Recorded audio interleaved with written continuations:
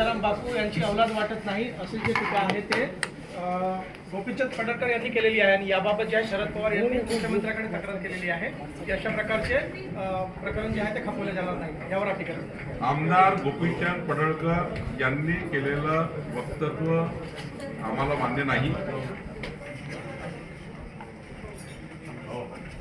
आमचे जे संस्कार संस्कृती आहे ती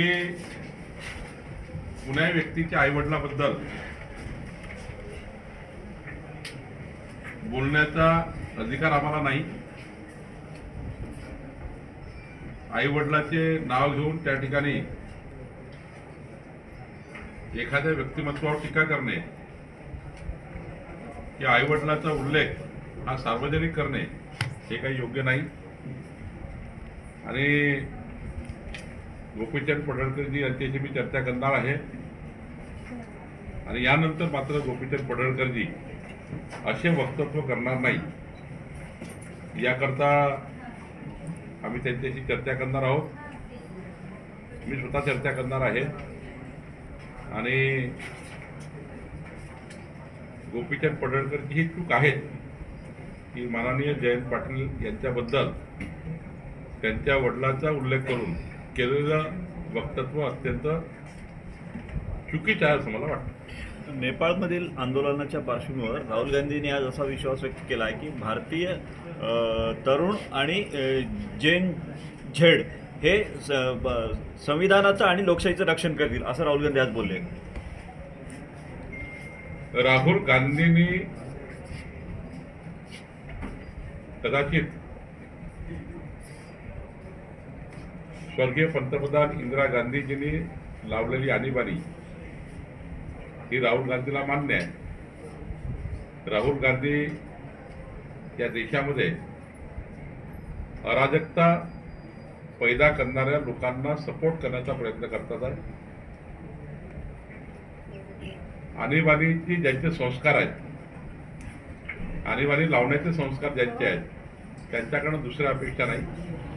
मला वाटतं की राहुल गांधी अत्यंत बेजबाबदार बोललेले आहेत।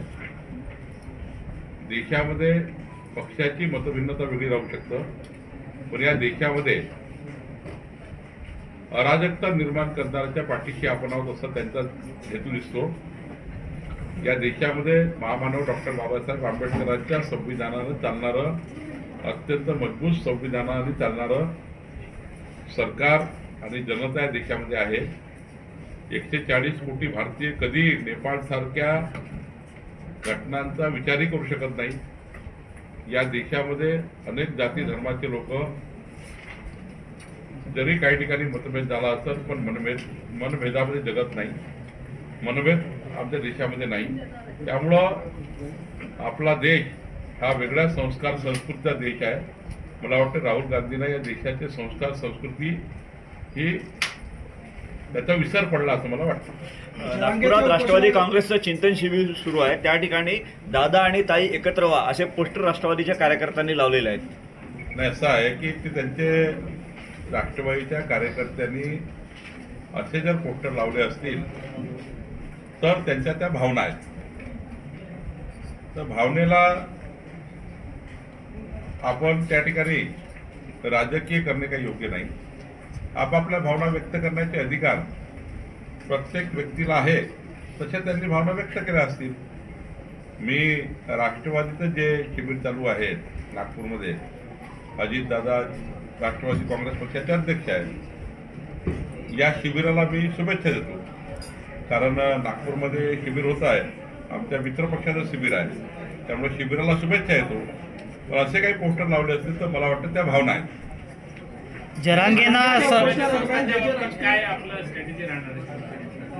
स्थानिक स्वराज्य संस्थेमध्ये देवेंद्र फडणवीसजी, एकनाथ शिंदेजी, अजितदादा पवारजी, आमचे महायुतीचे 13 पक्ष एकत्र येऊन 51% मतं घेऊन महायुती ही महाराष्ट्रातल्या सर्व नगरपालिका, जिल्हा परिषदा, महानगरपालिका 51% मतं घेऊन जिंकेल अशी तयारी आम्ही चालू केलेली आहे।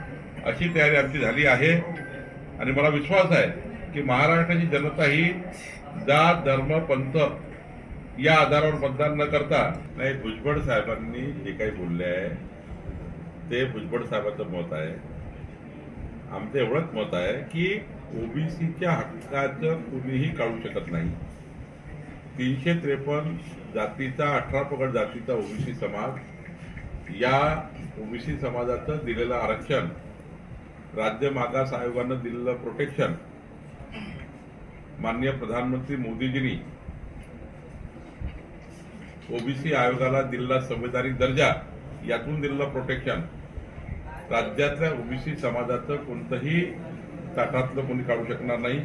आणि या राज्यामध्ये या ताटातलं काढून त्या ताटात द्या, त्या ताटातलं काढून त्या ताटात द्या, म्हणजे मराठा समाजाचं काढून याच्यात द्या, याचं काढून त्याच्यात द्या, हे काही असं काही नाही आहे. या राज्यामध्ये फक्त एवढंच सांगतो आहे की माननीय भुजबळ साहेब असतील ते ओबीसीची लढाई लढतायत. त्यांना ते महाराष्ट्रामध्ये ओबीसी समाजाला त्यांच्या हक्काचं कोण नेऊ नये म्हणून ते लढाई लढतात आहे.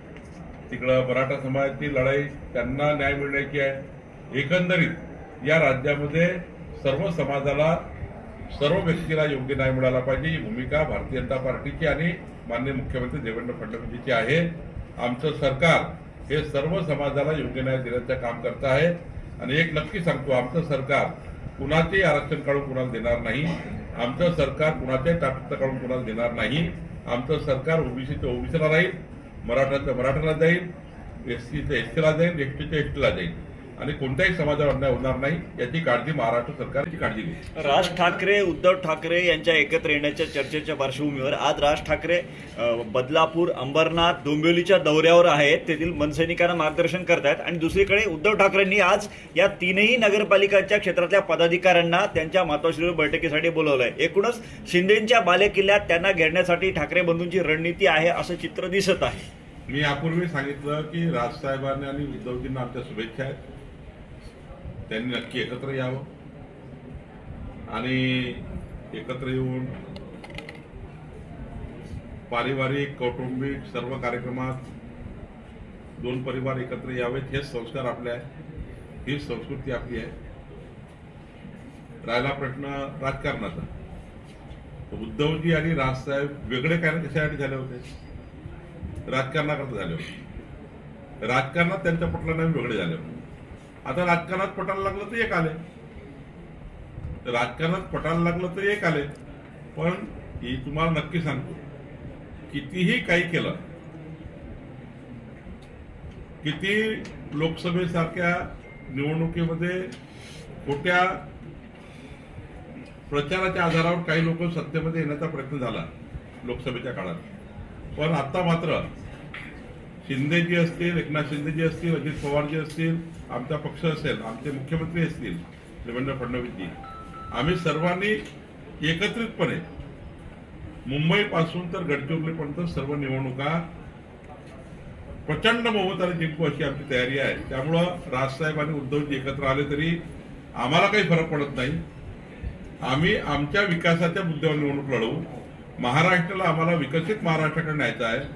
माननीय मुख्यमंत्री देवेंद्र फडणवीसजी यांचा संकल्प विकसित गडचिरोलीचा आहे, विकसित महाराष्ट्राचा आहे. त्यामुळं आम्हाला जनता मत देईल आणि आम्हीच सरकारमध्ये राहू आणि आम्हीच त्या ठिकाणी नगरपालिकामध्ये येऊ.